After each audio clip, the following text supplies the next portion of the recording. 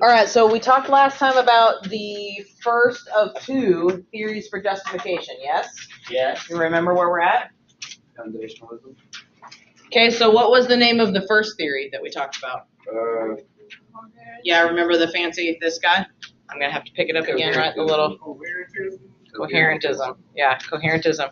What does coherentism state is valid justification for you knowing something? What's the criteria?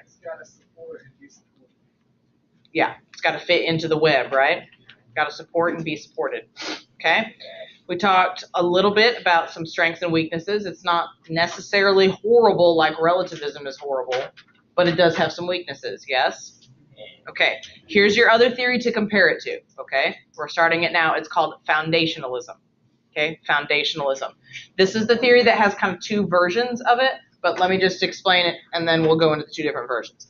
So foundationalism claims that justification is conferred upon a belief, or you're legit in saying that you know something, if the belief has a proper foundation. Hence the name, foundationalism, okay?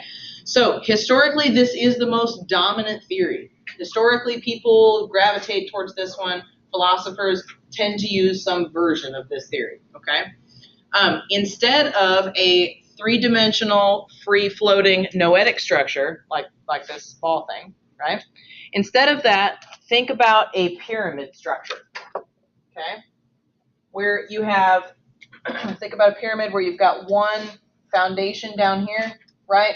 And then everything else is stacked on it like this, okay?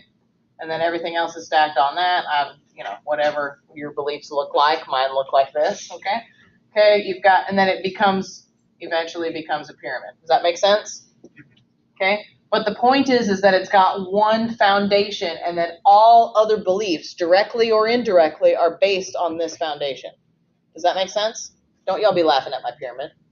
Yeah, and it just climbs up the pyramid, doesn't it? Okay? Does that make sense to you? Do you see the difference just in shapes? Right? One shape has got this, like, it's all interconnected in a round globe shape, right?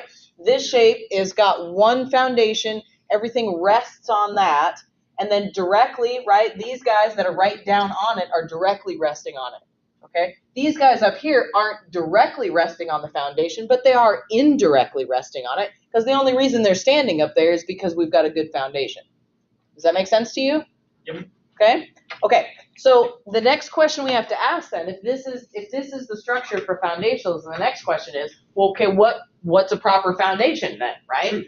I mean, in one sense, it only begs another question, okay? If we say, great, the way that you justify it is having a proper foundation. Question answered. Not really, right? Because the next question is, well, then what's a proper foundation, right? What qualifies as a good foundation?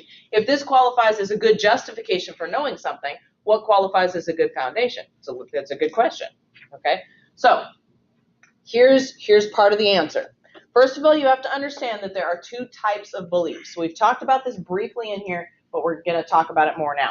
Two types of beliefs that you hold, okay? There's two categories, all right? There's basic, or sometimes people call this properly basic, okay, if you want to sound real philosophical. And then there's non-basic, okay? Basic and non-basic. These are two types of beliefs that you hold right now, okay? Basic beliefs are not based on any other beliefs. They are immediately justified to you. In contrast, non-basic beliefs are based on basic beliefs. Okay?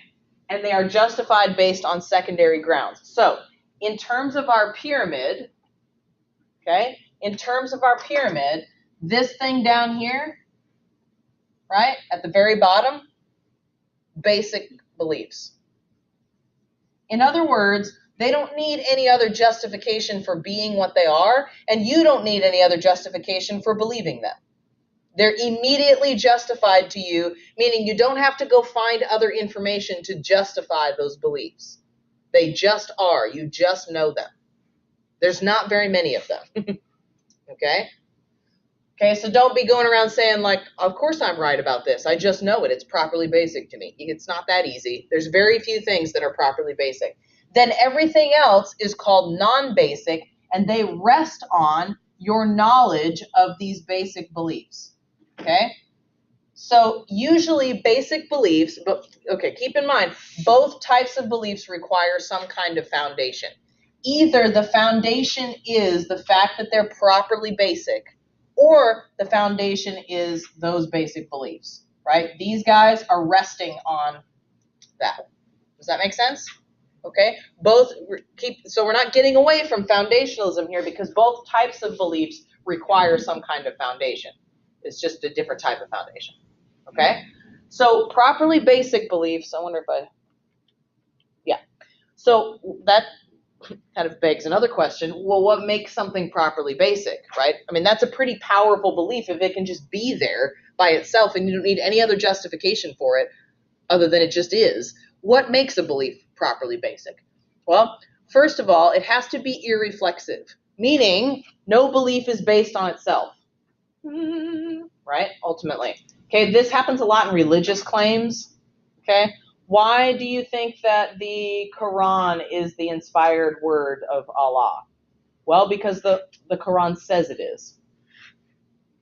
That's a belief that's based on itself. Well, why would we believe that the Quran is right when it says it's the inspired word of Allah? Because it's the inspired word of Allah, right? It's a belief that's based on itself. Okay, it's circular. It's reflexive. It reflects back on itself. Okay, so in order for something to be properly basic, it has to be irreflexive. It's a one-way street. Okay, it can't be based on itself. Okay, the second thing that makes something properly basic is that it has to be asymmetrical. This is kind of similar. If A is the basis for B, then B can't be the basis for A. Here we have, instead of one belief that's based on itself, we have two beliefs, and they can't be based on each other. Okay? So I believe it's raining. Why? Because I'm wet. Well, how come you know you're wet? Well, because it's raining. Right? Here we have two beliefs about rain and wet, and they can't be based on itself. Or they can't be based on each other. Okay? So for a belief to be properly basic, it can't be reflexive and it can't be symmetrical. It has to be asymmetrical. Okay? Keep staying with me. Y'all are like, what?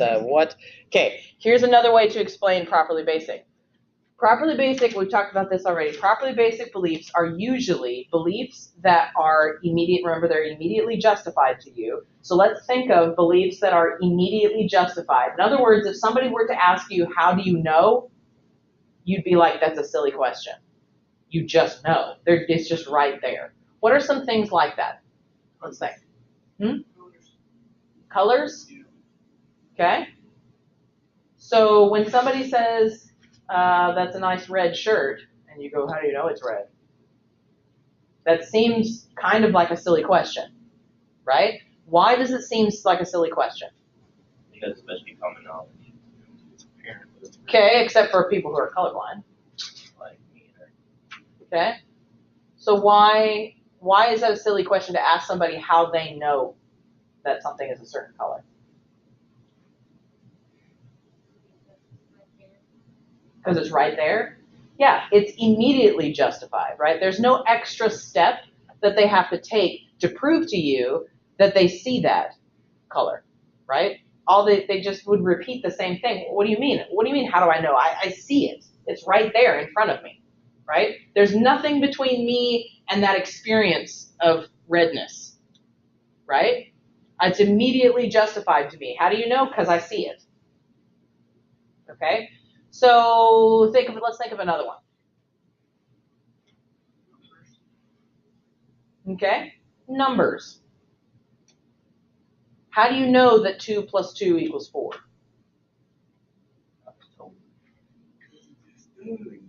It just does, right?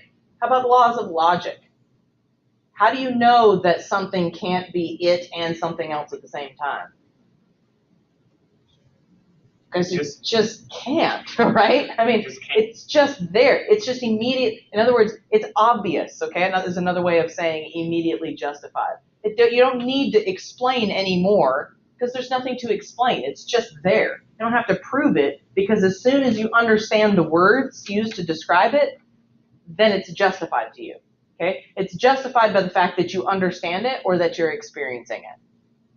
Does that make sense? Okay, so if you're experiencing something like seeing something, tasting something, anything with your senses, you're experiencing something like pain, right?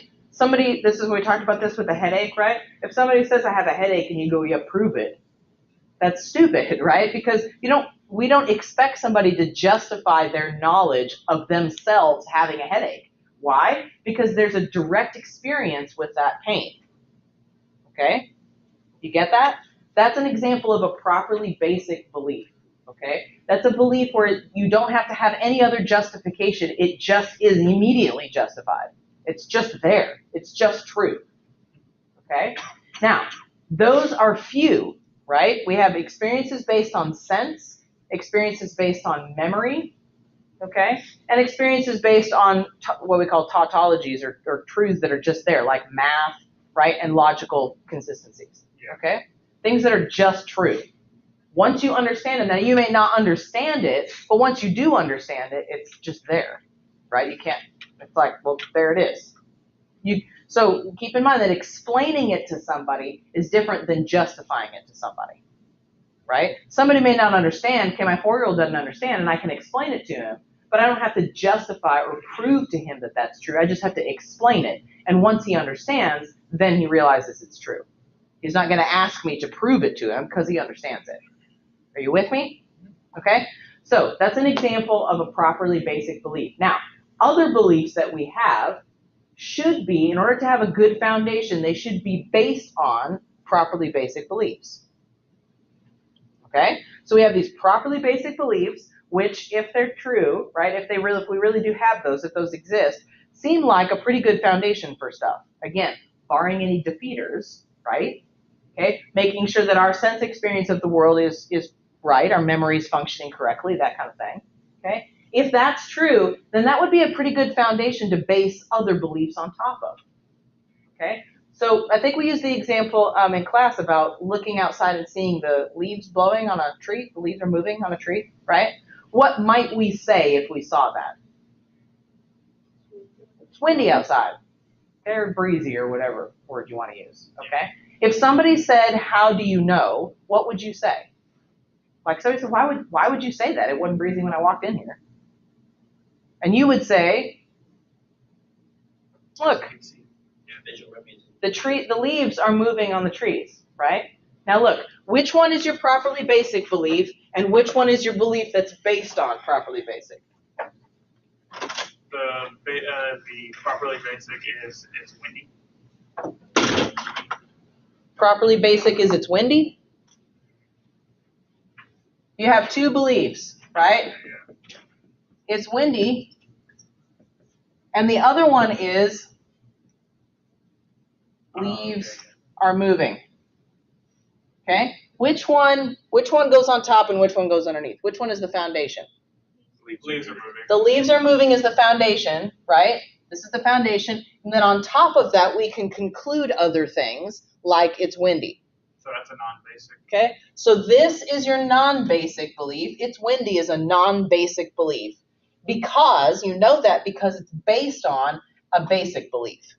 Okay? The basic belief is that the leaves are moving, and it's based on the fact that you see them moving. That's a sense experience. And if somebody says, yeah, prove to me that you see the leaves are moving, and you're like, my eyeballs are working? I'm wearing my glasses today? Like, right? That's silly to ask them to prove a sense experience, because we normally believe people and don't ask them to justify their own sense experiences.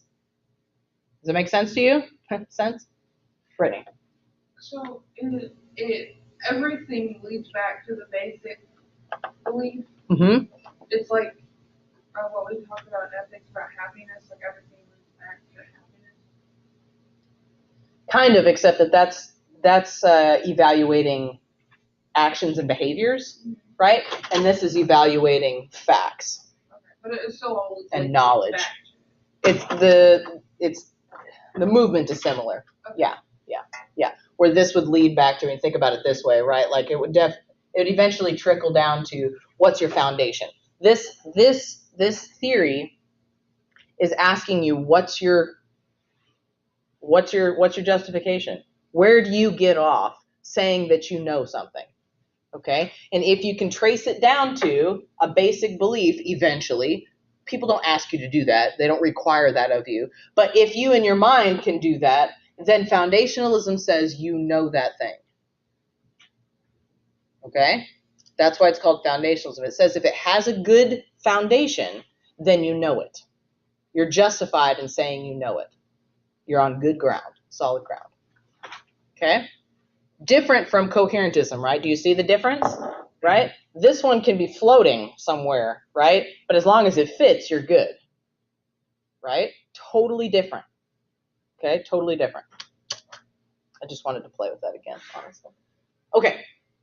Let's move on. Here's where we get into two types. Okay? Two types. They differ on how strict they are with what they count as properly basic. Okay? That's where they part ways. So the classical one is called Cartesianism, founded by Descartes, the depressed dude. Okay? Descartes, remember, he threw out everything that he said could possibly be doubted and started with only what he could know for 100% certain. Okay? So he says that if something's going to be properly basic, then that means it can't possibly be doubted. It's not possible to doubt it. That is a very strict standard. Okay? And this was fueled, like I said, by the belief that if you're going to know something, if you're going to claim that you know something, you got to be 100% certain. Not 99, not 99.9, but 100% certain. Okay? That's pretty rough. There's not very many things that fall into that category. Okay? So this one, classical foundationalism, says that properly basic beliefs are beliefs that cannot be doubted. 100% certain. Can't doubt them. They're the types of things that you can't doubt. Okay? Here are some acceptable beliefs. Go get the slides later. Okay? So here are some acceptable beliefs. Beliefs that cannot be doubted are self-evident ones like math and logic, incorrigible. Have you ever been called this by your mother? Being incorrigible. Okay, incorrigible means the beliefs that are based on your self-awareness of internal states. So like being angry, being in pain, right? Being at peace, okay? Your self-awareness of your internal state, that's something that you can't doubt. Okay, that's an acceptable properly basic belief. Another one acceptable is something that's evident to your senses. Okay, so it's basically almost everything we've talked about so far, right? That we used as an example earlier. Okay, your math, okay, numbers and logic, your awareness of your internal states, and anything that is a part of your sense experience. These are all acceptable under classical foundationalism. Any of these beliefs can be used as a properly basic belief to build other beliefs on top of. Okay? This is the list of acceptable beliefs. Now look, it's going to differ a little bit, just a little bit, in modern or modest foundationalism. So we've got classical foundationalism and modern, or sometimes called modest foundationalism. Okay? This one says that the grounding of your properly basic belief must be truth conducive, but not guaranteed. So in other words, above 50%. Doesn't have to guarantee, it just has to be probably, most likely. Okay? So like my memory belief that I ate breakfast today does not guarantee its truthfulness. All by itself, if I say, yeah, I remember that I ate breakfast today. That by itself does not guarantee its truth. Now, if I can bring up other things to support that, right? Other methods of justification, then the increase, or the fact that it is probably true, the percentage increases, right? But by itself, my memory belief by itself doesn't guarantee that something's true, but it gets it pretty darn close. Okay, under classical foundationalism, that's not good enough. Just your memory belief. Nope, because it's got to be 100%, right? But under modern or modest foundationalism, that's good enough. That's acceptable. Okay, does that make sense? The difference between the two? This one is sometimes called a weaker position because it allows for something like it allows for maybe you to be wrong, but really, I mean, that's pretty good. That's a pretty good percentage. So classical has no room for error, and that one does. Yes, if you want to think about it that way. Yeah. This one focuses more on reliability, and classical is more like possible or impossible. Yeah. Okay, this one is probable or improbable. Okay. Here's the list of acceptable beliefs under modern or modest foundationalism. It's a little bit longer. Okay, it includes the first three that we had before, right? Obviously, it's going to include those because it's a weaker position, so it's going to include more beliefs, okay? So, self-evident, math or logic. Incorrigible, your self-awareness, okay? Evident to your senses, your sense experience. Also, it's going to include memory. Things from your memory can be used as properly basic belief, like the memory that I had breakfast, okay? And perception, how I perceive the world. Just in general, how I perceive the world. That's going to include things like your senses and your self-awareness too, right? But right, this whole kind of presence that you bring to the world, your perception, the way that you kind of process through stuff, that can be a properly basic belief as well. Okay? So basically the difference between the two is that this one allows these two to be properly basic and the other one does not. It's a lot more strict. Okay, so but keep in mind, those are all a list of this stuff at the bottom that can be used that you don't have to justify. Okay, if somebody says prove it, you don't have to answer. That's just a silly question for anything in these categories. All right? Okay, so let's back up and talk about foundationalism as a theory. Okay, think back to pyramid, right? Pyramid versus globe. Okay. Foundationalism, either category, okay, either type of foundationalism. Is foundationalism sufficient for knowledge? In other words, if you have that, you got knowledge.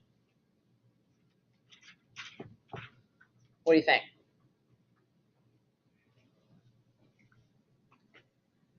If you've got a foundation with basic and non-basic beliefs at the bottom, non-basic beliefs that are based on those, is that legit in saying we got knowledge? If you've got basic and non-basic beliefs, you know things. Not necessarily. What would you have to add? Logic? I mean, it's assuming that this is based on truth. Remember, barring any defeaters, your experience of the world is going to match reality. Well, if there's Right. 0 chance of defeaters, then that would hold. Okay? I say that I think that it is sufficient for knowledge if there's such a thing as basic beliefs. Some philosophers, I'd say probably 2/3 to 3/4 say that there are. 2/3 say that there are. A third will say that it doesn't exist. I mean, we have those beliefs, but those aren't, like, you always have to justify your beliefs, even the basic ones. Okay? About a third of philosophers say that. So the vast majority of philosophers do say that there are such things as foundational basic beliefs like this. Okay? So I'm going to say if there are foundational beliefs, if there are basic beliefs that are based on things like your senses and your perception of the world, then I'm going to say, yeah, I think foundational. You got foundationalism, you got a structure like that, you got knowledge. If your beliefs are based on each other like that, and at the bottom there's these basic beliefs, then yeah, I think it's a good structure. I think if you got that, then you can be legit in saying I know stuff. You believe in basic beliefs? Yeah, I think there are such things as properly basic beliefs. Yes, I do. So is foundationalism necessary for knowledge in the sense that you got to have that? Well, maybe, but it's not if coherentism is true. If there's any kind of doubt about it, it's this idea that things have to fit as well as be based on. Well, if we're taking both up equally and saying that there is no defeaters, if there is no defeaters or no incorrect information, then that works just as well. Except that, remember, it's a freestanding thing. Yeah, but if there's no defeaters, then what's the matter? Because your perception of the world could still be wrong, even without defeaters. Even without defeaters. Remember, defeaters are things that make your perception of the world inaccurate, but you could still be subject to bad thinking even without defeaters. So you could still come to the wrong conclusion or have bad content in your argument, even if you don't have any defeaters that affect your perception of the world. Okay, so remember the difference between valid and sound arguments, where you have to have the argument set up in the right way, but just because it's set up in the right way doesn't mean that you're going to come to the right conclusion, because you got to have good content in there too, right? You can have really crappy content and have a great looking argument, but it means nothing, or it's not accurate because the premises are not true. That's not necessarily called a defeater. It's just bad thinking. So you could still have bad thinking, right? And that would make your whole globe bad because it's got nowhere to rest. You had poor thinking, couldn't your pyramid be bad too? Well, not really if we're talking about sense experience without defeaters. Right? I mean, if we're talking about your experience of the world, your perception of the world, your memory, that kind of stuff, and we're also talking about math and logic as being the bottom layer of that, then that seems to me to be a lot more stable than my own web that's built around my own thoughts with no necessary connection to the external world. I mean, those are good questions. Does that answer them, though? Does that address your question? Okay. I've had students before ask. I just needed clarity on defeaters. Yeah.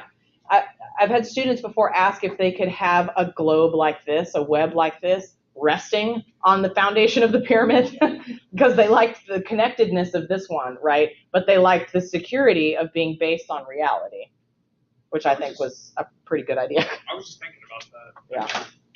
Yeah, if you come up with a cool name for it, tell me and I'll add it to my slide. I feel like coherent foundationalism. Coherent foundationalism. That's pretty sweet. A foundation of coherency. Okay. I think that'd be reversed. Okay. This is a problem for, two more slides and we're done, okay? This is a problem for foundationalism, this problem of beliefs that can't be doubted, indubitable beliefs. Indubitably. Okay, the problem of indubitable beliefs. Are there really any beliefs that can't be doubted?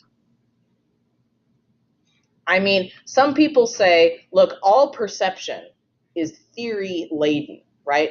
You go through a lens every time you perceive something. There's no seeing. There's only seeing as you see it, or seeing that, right? That involves other beliefs, okay? You're never going to see things through a pure lens. Everyone sees things even slightly differently. Even if it's not like meaningful in the sense that, yeah, we both know that that's a chair, we both know it's a car, like we both agree it's the same color and the same, right? Even if they're not meaningful differences, okay, there's still going to be a lens that you see things through because we're all different. We all have different experiences and, genetics and all that kind of stuff, okay? Brittany's mind is blown. So there is this deal that like, okay, but if that's true, then are there any beliefs that can't be doubted since we're seeing things through a lens? I mean, is that really true? And then here's another problem. How do you get from basic to non-basic? What exactly, this is where my mind goes, what exactly is the connection between here? What happens in your brain between this, coming to consciousness of this, then coming to that conclusion? Linguistically, we say, leaves are moving. Oh, It must be windy. That word, oh, what is happening in your brain when you say that? Here's the truth. Tiny people finally catch it. Yeah, right? Like, what does that mean? What does that mean? Yeah, truth here. Nobody knows. Nobody knows. Okay? The brightest, best philosophers do not know what happens. They don't know. Lots of theories, but nobody knows. There's something that happens. This is called the transfer of justification, right? Because we say that, and then we say that, and we go, yeah, and our heads nod up and down, right? Like this. And then we also go the other way, right? We go, well, how do I know it's windy? Oh, I see the leaves moving, right? So we understand that there is a relationship between these, but we don't know how exactly we get from here to here. It's based on, we say with giant air quotes, right? Based on this belief, but what does that mean, based on? Hopefully it's not like movies. Is it just memory? Oh, that's the only thing I don't get between basic and not basic is, like she said, either of those statements can be flipped and they're both learned. Why do you say a leaf's moving? Because when you were growing up, they're like, hey, look, that's moving. And you're like, wow, that's movement. Just like when you're outside, the wind's blowing, they're like, it's windy. And you're like, wow, that's wind. So you weren't born like, ooh, moving wind. I know this, like right out the womb. They were both taught to you. So they're still both, Right? They're both learned. You didn't come out of the womb thinking moving. Okay, or, I've thought this exact same thing. Or, is the perception still there from day one? It's just that now we know how to express it in words. Yeah. Because, Kaylee, how do you say this in your language? We don't say it like that. Okay, how would you say? If you're going to express to me the leaves are moving, how would you say it? We don't really say the leaves are moving. Well, okay, how do you say that it's windy outside? Or it's breezy or something? Say that at all. Means nothing to me. Means everything to her, right? She's like, I'm tracking. Gotcha. Going with it. In fact, she could do that or English, right? Pick your poison. Okay? But that doesn't mean that her perception has changed. She probably could always perceive it as long as her eyeballs are working and stuff like that. But this is the amazing thing about language, right? This is the amazing thing about if you've ever had the experience of, I get all geeked up about this. If you ever had the experience of teaching somebody to read, that it's legit. That is sweet. Seriously, I hope you all have that. Go work with the Literacy Project or something. Like, go be there when the light bulb goes on, and they say, right? They all of a sudden they realize this was me and my little sister. Okay. All of a sudden they realized, and I remember she was sitting right here on the couch, and she looked at me with this look. Like, and she looked back at the book and back to me and back to the book, right? Because she realizes that these marks, not only do they make sounds, but when you put them together, they make words that refer to things in the external world, right? And that connection is beautiful when it happens. It is amazing, okay? So what happens when kids are learning language, right? When they're learning to speak, right? It happens slowly, so you don't get like a lot of those huge light bulb moments, right? But you do get little small pleasures when they learn what something is called, and then they repeat that thing like 9 billion times, right? Because they're enjoying the fact that when they say these sounds, when they emit these sounds from their mouth, you know, and they know that you know what you're talking about, and it's something external to both of you, right? That's an amazing thing, cognitively and linguistically, right? So somebody that doesn't know how to talk has really, really big impacts on the way that they assess the world, right? Now, we wouldn't say that their perception is gone, but is their perception any different because they can't express it or because they don't know what that's called? Do they even know that they don't know what it's called? Right? This is crazy. This is why I almost became a sociolinguist. Linguist. Okay. Where were we? Why did we talk about this? Oh yeah, the transfer of justification. Yeah, that's right. Okay. So how do we get here? What happens here? Is it a linguistic thing and the only way we know how to express it is, oh, right? Or is it something more, or right? These are questions, and they're legit questions having to do with the legitimacy of foundationalism. Okay? Because we don't know these, that can be perceived as a weakness of the theory. Okay? And also, there do seem to be very few basic beliefs. And it doesn't seem to be enough to support somebody's entire pyramid or their entire structure. There seems to be very few of those beliefs. And to rest your entire knowledge of the world around you on those few beliefs sometimes it seems a little sketchy. It's like our pyramid should be upside down. Right, which is also sketchy. Okay, so which theory is best? And then we'll be done. I know we're like right on time, but sorry for your coffee thing. Okay, so look, coherentism no. Coherentism has more serious flaws. It really does. The fact that your beliefs are ultimately based on each other, that's a really big logical flaw that you got to get over if you're going to go with coherentism. It's not sufficient or necessary. It does, like we said, have apparent logical flaws, and it seems intuitive, but at the same time, once you think through it, it's not intuitive. This compared to foundationalism. Foundationalism seems more intuitive, where we seem to have these beliefs, we stack things on top of it, we go, we know that because of this and this and this, so we kind of go down the line that way, okay? But it is hard to define, even though it's more intuitive. It's got some iffy areas where we don't know what is happening. Okay, like this transfer of justification. But it doesn't have any logical flaws.